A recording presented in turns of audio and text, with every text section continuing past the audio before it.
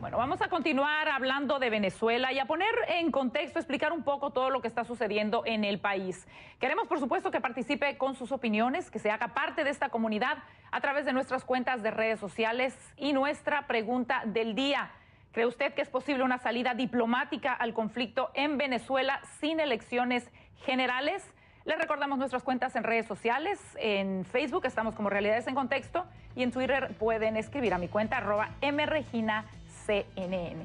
Vamos entonces a poner en contexto este tema y para eso le damos la bienvenida a Gabriela Calderón de Burgos. Ella es investigadora asociada del Centro para la Libertad y la Prosperidad Global del Instituto Cato. Además, es editora de la revista en línea El Cato y columnista del Universo Ecuador. Muchísimas gracias, señora Gabriela, por acompañarnos el día de hoy en un momento pues tan álgido y tan difícil para Venezuela. ¿Qué opina? Comienzo preguntándole de las marchas en Venezuela. ¿Le parece que de esta manera la oposición puede lograr una respuesta favorable a sus pedidos? Es muy lamentable, muchas gracias antes que nada por esta invitación, es muy lamentable el punto al que se ha llegado en Venezuela. Es algo que se veía venir y es algo que se pudo haber detenido hasta cierto punto con elementos como la Carta Democrática de la OEA. Había causales para invocarla mucho antes de llegar a estas alturas, pero llegado a este nivel de crispación social y a este nivel de descomposición de las instituciones en Venezuela, pues ya no hay un Estado de Derecho y lamentablemente los venezolanos no tienen recursos institucionales. Lo único que les queda es expresarse, manifestarse en las calles y tratar de capturar de esta manera la mayor posible solidaridad y atención de la prensa y la comunidad internacional. Los canales locales, institucionales, los han agotado y está demostrado con creces que el gobierno no está dispuesto a abandonar el poder de acuerdo a las reglas de una democracia liberal. Quiero darle la bienvenida también. En este momento nos acompaña Miguel Ángel Santos. Él es analista económico, profesor adjunto del Centro de Finanzas del Instituto de Estudios Superiores de Administración de Venezuela y también investigador senior en el Centro de Desarrollo Internacional de la Universidad de Harvard. Él se enlaza con nosotros vía Skype desde el recinto universitario en Cambridge, Massachusetts. Muy buenas tardes, señor Miguel Ángel Santos, y le pregunto, mientras todas estas marchas suceden, la economía del país continúa deteriorándose y la inflación ya toca niveles récord. ¿Cuál es el futuro económico de Venezuela a corto plazo de seguir todo como está? Bueno, no mientras hablamos, sino que el deterioro económico es una consecuencia de la enorme protesta que se está viendo en las calles en estos días. Mira, el deterioro económico es consecuencia de que los mercados internacionales están cerrados para Venezuela y para la combinación de políticas que el gobierno de Venezuela ha escogido.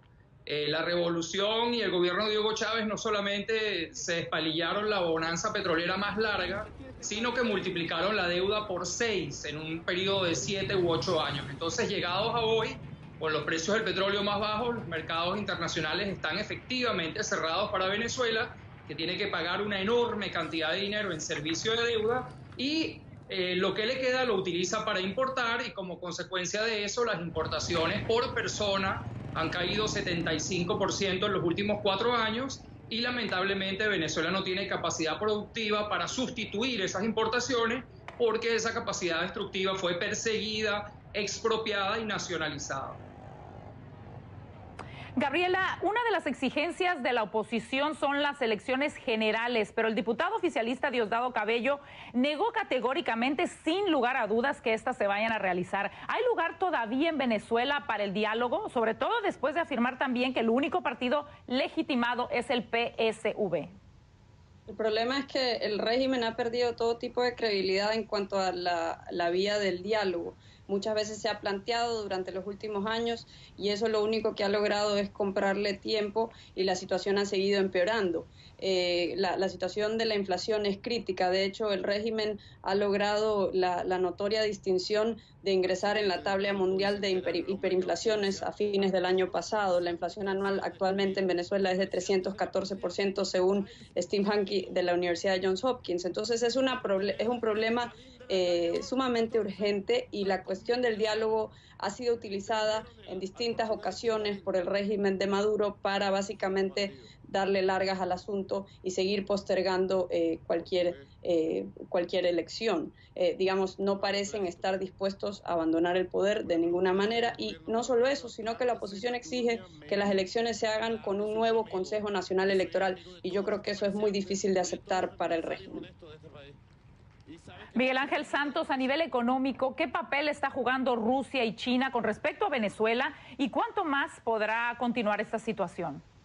Bueno, dado que el gobierno de Venezuela desactivó efectivamente y nulificó la Asamblea Nacional, no hay ningún prestamista a nivel internacional serio dispuesto a prestarle a Venezuela sin que el presupuesto nacional que justifique ese endeudamiento haya sido aprobado por la Asamblea.